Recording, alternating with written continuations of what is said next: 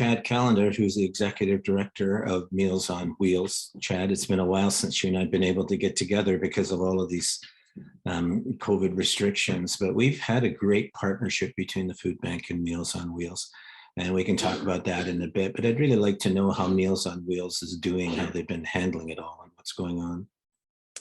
Yeah, sure. So, I mean, I think like a lot of organizations who are dealing with food security, we are an essential service. Uh, I think a lot of people at the beginning and throughout this, when I speak about Meals on Wheels, just assume that we would have trouble getting volunteers because of the related, pandemic and restrictions. But Yeah, actually, we've had more volunteers than we've needed. The community has really stepped up to help us. So that has been absolutely amazing, as well as the outpouring of support we receive from the community in terms of donated PPE, donations, and all that kind of stuff. So we're doing fairly well. I think for us, though, our biggest concern is, those people that we serve and the isolation that they yeah, face.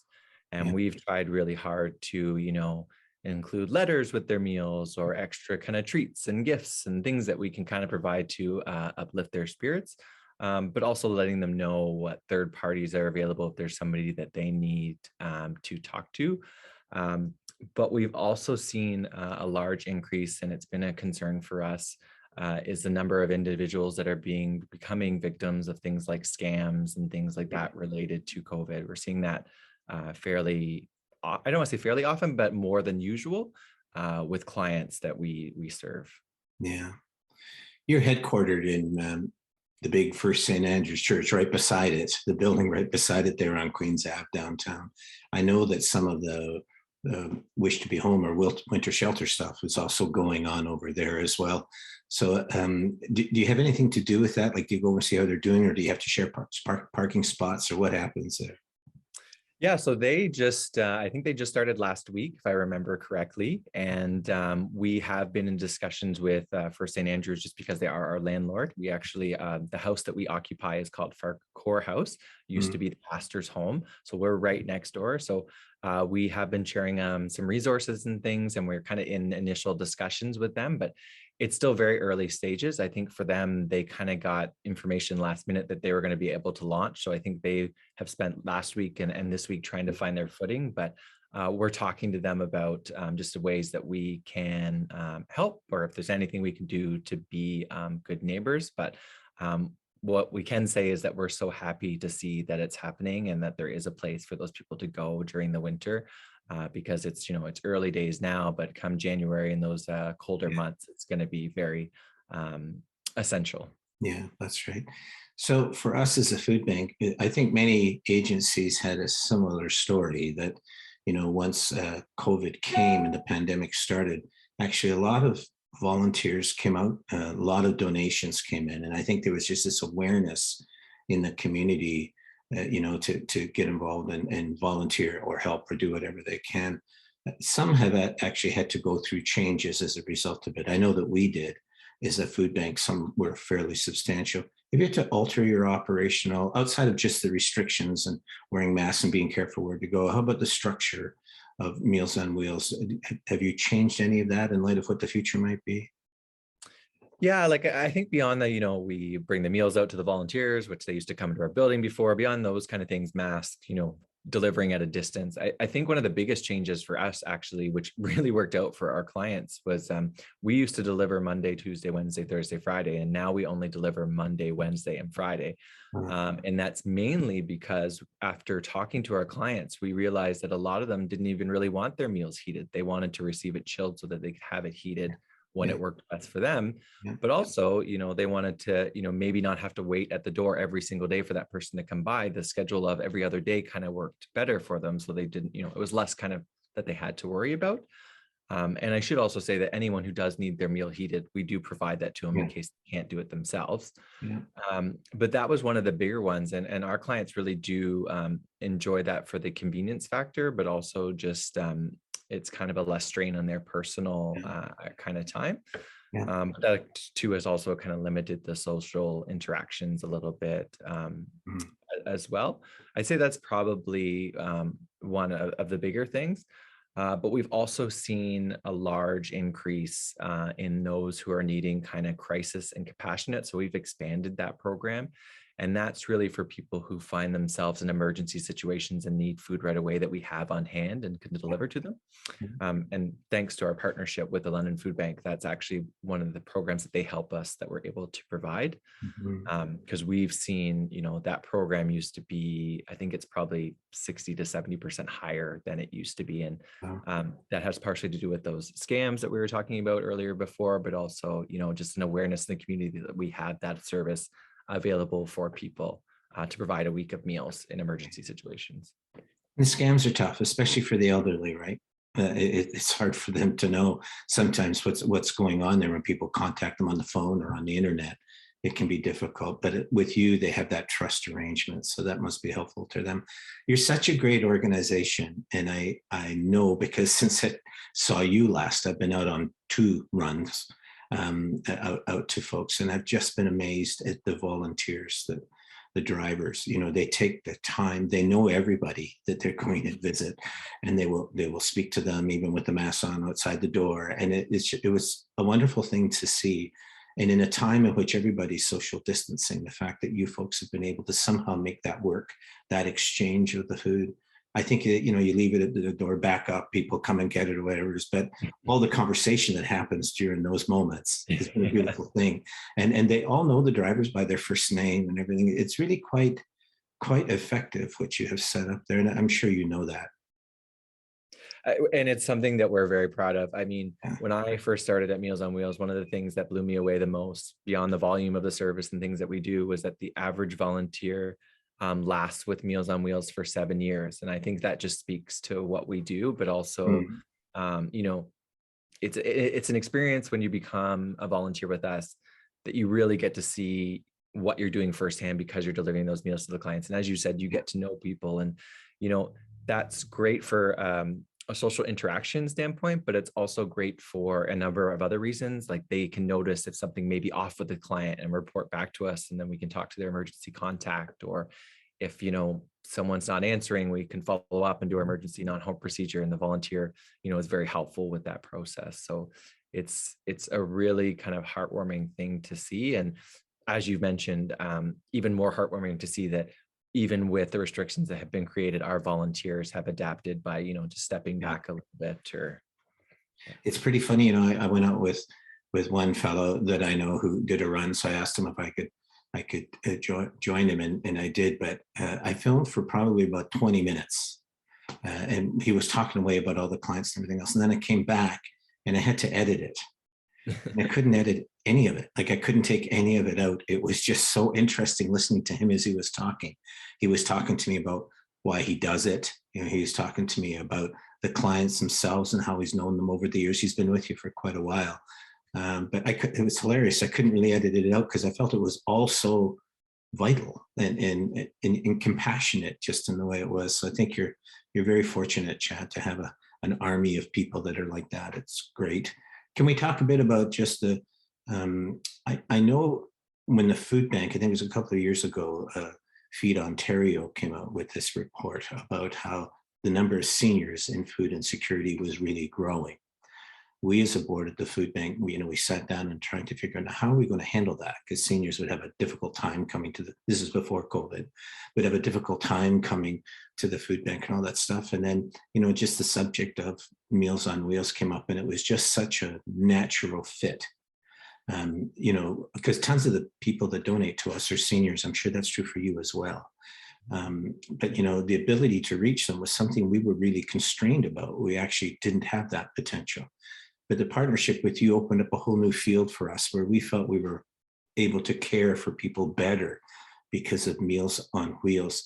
As far as the seniors population goes, how are you feeling about that, and about how they're feeling about it? Like, I realize it's helpful to be able to get the food to them, but I guess if I were to be honest about me, I sometimes feel a bit of despair about COVID. It's hard. You're maybe the same. Sometimes I drag myself to bed and I get up in the morning, it's hard. And I think everybody in London is going through the same thing. But to your knowledge, do you think this hit seniors in a harder way? I think so. I think for a lot of us, we're fortunate that we have certain distractions. I mean, we can go to work. We do phone calls with friends. I mean, they may not have the technology or the ability to do that. As much as we are socially isolated, seniors are even more so. I mean, they're just maybe watching on the news what's happening and just told to stay at home and inside, and that's all they really have. And yeah, I'm sure they have some activities to keep them busy, but I can imagine that the mental health effects that this is going to have on them is going to be long lasting. And even we see it in the clients that we're speaking to. Like I can say from, before COVID to after COVID, the amount of time we spend on the phone speaking to our seniors, like they want to talk to somebody because there's just such Yeah. limited social interaction for them. And I think, beyond that, the mental health part of it, I think there's the other COVID effects that I think a lot of them are going to start to see, and we're seeing too, but it'll have an effect on them because their income is not growing necessarily like ours is. Theirs is kind of stagnant, and Yeah. food and costs are increasing, other costs are increasing, and it's I think pushing more and more in their wallets. And case in point to that is the food box program that we partner with you on. We've seen a steady increase of that even before COVID. But now in the past couple of years, we've seen 20 to 25% more people accessing those food boxes. And they're specifically for people who physically cannot get to the food bank, which is in most Yeah. cases seniors or those with Yeah. disabilities. So I think there's a number of concerns for them that way. And, I remember actually speaking to one of our clients at one point, and like, his question to me, which of course I couldn't answer, was, well, when does this end? When does this stop? When do we go back to the way things were? And, Yeah. you can't give it a definitive answer. And to be quite frank, it broke my heart. Yeah. Yeah, I understand. I think for me, I've spoken with a few who couldn't see their grandkids, right? Because they say their grandkids from the States or something else. And for seniors, that's a really important thing that they do. They know they fulfill a vital role in the family about that. But for others, it was one woman, her husband went into hospital and didn't come back out and was in there, but she couldn't get in to see him.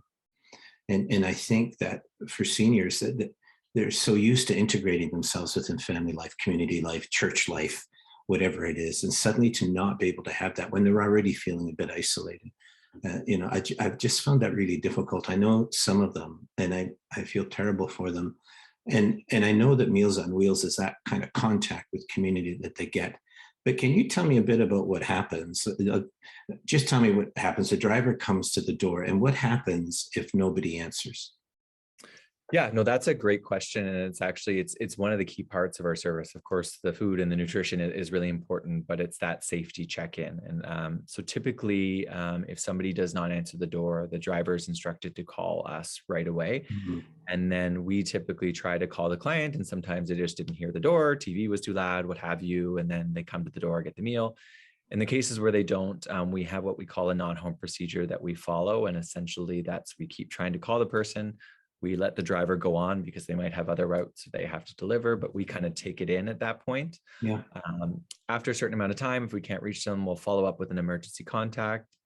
Even after that, if we still haven't been able to get a hold of them or figure out what's going on, we will have London Police do a wellness check to see if Mhm. the individual is in need of assistance. We've seen instances where our volunteer can hear the person screaming through the door that they've fallen, and we've had to go inside and call an ambulance. We'll do whatever is necessary, but Yeah. that's kind of a key part of our service. So if somebody falls down, saying breaks a hip or has an injury, that must be tough. But they would probably be able to yell out to somebody who's at the door, right? And then you would call in some help to help them with that, correct?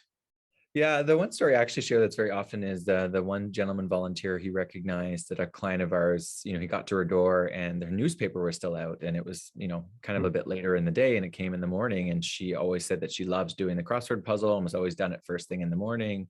And he actually, even though we encouraged them to call us, he followed up with the super and went down and said, "Hey, can you open the door? I'm afraid that something might be wrong," after knocking.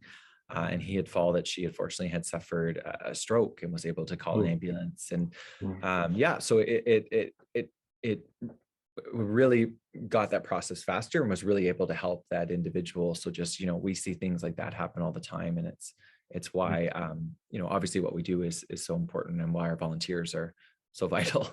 Yeah.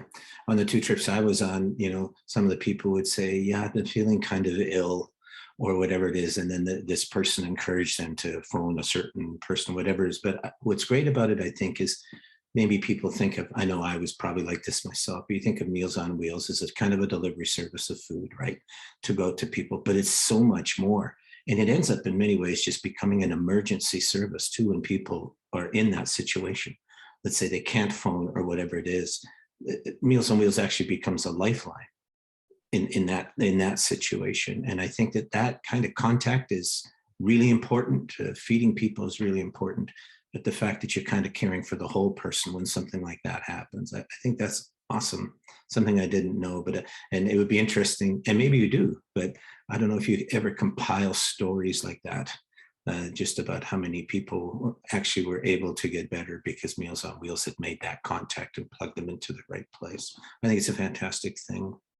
Yeah, I mean, we survey our clients each year, and about 90% say to us that having the meals delivered physically and mentally helps them to feel better, even if it is only a couple of times a week. It's just the extra assistance.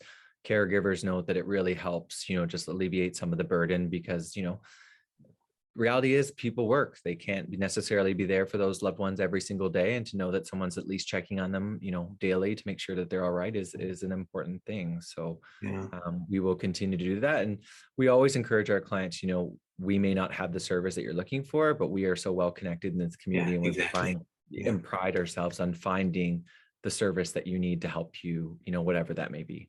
that's really true. So you and I are talking at a time when Omicron has really made its presence felt. We don't know what's going to happen even tomorrow, but are you up for it? You know what? We're always up for it, and we will always be here. And, I think, like a lot of organizations during COVID, things are going to happen, and we will shift however we need to make sure that we can deliver service.